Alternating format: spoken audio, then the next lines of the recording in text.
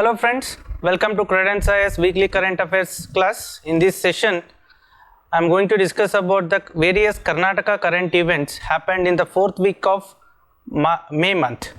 So starting with the first topic which has happened in the fourth week of the May month, that is the Davos Summit. The Chief Minister of Karnataka went to Davos to attract investment or to meet the global and other leaders to attract them by giving the various investment friendly aspects which have been there in Karnataka state, so that the investors can come and invest in the Karnataka state. So among them, the important initiatives or important measures that the government has dealt with the various investors, such as the company called Renew Power. It's a renewable energy power company which has signed an MOU, Memorandum of Understanding, with the Karnataka state government, and it has shown interest and has signed the deal where it will come and invest in the renewable energy. So the renewable energy majorly focus on the electric vehicles generation, battery storage, other forms of renewable energy such as the hydel, the solar. Okay, so these type of renewable energy focus has been exhibited by this company, and they also focus on the hydrogen energy, which is considered the next important fuel which will drive the economy. So next is the Ikea, Swedish furniture company. It is also shown interest and it will come and invest in Karnataka with Bangalore as a headquarter, which majorly focus on the furniture aspect. So apart from that, there are other Indian companies led by various industrial tycoons such as the various industrial giants of Karnataka, of India, Mittal maybe, Adani Group. So the Reliance have also have a discussion with the government of Karnataka with regard to the investment. From the examination point of view, what you need to focus apart from this is, it is a 52nd summit, and the other aspect which you need to focus here is the theme. What was the theme of this year's World Economic Forum?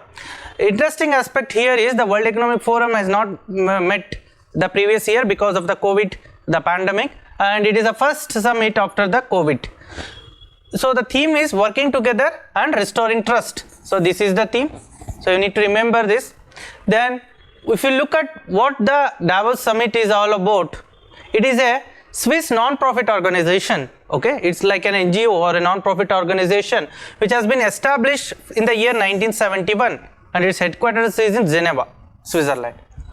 So this majorly focuses on bringing the global leaders together and having a discussion with regard to various fields. It may be the industrial, educational, the other attractive economical driven in sectors where it will connect, coordinate the various other global leaders and strive to improve the world economy in the various sectors. It may be industrial sector, maybe educational sector, it may be agriculture sector. All the sectors will be focused on where the global leaders, global experts in that field will come together, discuss and make sure that they will invest, promote the global economy, where they will create the jobs, they will provide the investment opportunities. All this will be discussed and it will help in growing the economy. That is the aspect. Then if you look at the reports which it publishes, so one is the Energy Transition Index, very important from the examination point of view. These reports, Global Competitiveness Index, Global IT Report. These three reports are given by the WEF, World Economic Forum, and the World Economic Forum also with the association with the Cornell University also publishes these following three reports, that is Global Gender Gap Report, Global Risk Report, Global Travel and Tourism Report. These questions have already been asked from this section, which reports is published and all. So this is very important. So one or two questions will definitely come from the report point of view, which organization. So you need to understand this about the World Economic Forum. So this is all about the World Economic Forum. Then moving on to the next aspect, it is regarded to the design policy. So Karnataka state government has decided to bring in the new design policy and it will be launched in association along with the Bangalore Tech Summit, which is scheduled to be held in November. So in this month, the government has also decided to formulate or bring in new design policy. This is also been taken when the ministers went along with the chief minister to the Davos Summit. Here, the major aspect is to inculcate the habit of designing. Which is considered as a very critical sector, the niche area, the future area of what we call it as the growth, where designing plays a very important role, to inculcate the habit of design thinking as a part of school and college curriculum.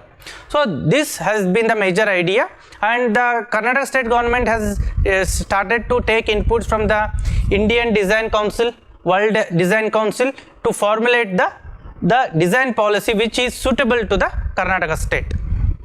It will help in, after formulating this, so it will definitely attract the investment, the industries will be established. So when there is an industry establishment, there will be an employment generation. When there is employment generation, it will ensure the economic growth and the what we call it as development aspect. So this decision has also been taken, and the Karnataka is in forefront to formulate its own new design policy. So to moving on to the next aspect, so it is related to the new chief secretary has been appointed. Vandita Sharma has been appointed as the next chief secretary. The present chief secretary, when the present chief secretary's tenure comes to an end by the end of May month, so from June, the Vandita Sharma will take over as the new chief secretary of government of Karnataka. In the history of Karnataka state, she is the fourth woman to occupy the highest post among the administration. So if you want to look into the details of the chief secretary position, so chief secretary is the topmost post among the administration. He is the head of all the administration wing of this government state. He or she will be the head of a civil service board. The chief secretary acts as a principal secretary to the chief minister. It will aid, advise the chief minister and the council of ministers during any crisis. The chief secretary also acts as a cabinet secretary, means secretary to the cabinet whenever the cabinet meets. So there is no separate cabinet secretary post in state. The chief secretary itself acts as the cabinet secretary. So these are the various points with regard to the chief secretary, and in the order of precedence, the chief secretary occupies 23rd position in the order of precedence, and the chief secretary position is equal to the secretary position of government of India. So these are the various aspects with regard to the chief secretary, and the chief minister recommends the name or the selection aspect, whereas it will be appointed through the governor's seal. So this is the details about the chief secretary. So moving on to the next issue, it is Bharat Gaurav. It is a special type of initiative where the Karnataka state has also started to implement this in association with the South Western Railways. Government of Karnataka, Department of Religious Endowments with the South Western Railways is implementing this scheme. What is that? The Bharat Gaurav is a facility wherein trains were designed based on the theme-based tourist circuits to showcase India's rich cultural heritage and the magnificent place. Say for instance, we have a rich heritage culture. Say for instance, Hampi, Ayuhole, Badami, Pattadakallu. So these have a rich culture and heritage. So the trains will run in these places, and the coaches will be designed based on the tourist themes. It will be either the external and interior coaches of the train will be designed either with the Ramayana themes, with the Mahabharata themes, or any other cultural heritage themes such as maybe Vijayanagara, Hoysalas. So like this they will design the coaches, and it will be connected to the various religious, historical or cultural important places, so that the people can use of this train to visit the places and understand about our rich cultural past. So that is the major objective of the Bharat Gaurav trains. Moving on to further, the railways is responsible for providing running of the trains, maintenance and overall operations of the railways, whereas the service provider will be providing the various services such as designing the themes, decorating the coaches, the food, the other amenities which are provided in that railway coaches will be decided by the service provider. Okay, so moving on to the next issue is the Karnataka's infant mortality rate has been decreased to 19 from the 2019's 21 figure. So it is a positive development, and we can say that it is a improvement in the social indicators. Social indicators, IMR is one of the major social indicator. So with this we can say that the government's various initiatives in the terms of health has given its fruits. So where the IMR, infant mortality rate, has been reduced. So what is infant mortality rate? IMR is nothing but number of deaths of the infants per 1000, okay, per 1000 live births in a year. So this is released by the sample registration system of Government of India, where it has said that the decrease in the Karnataka is a good sign.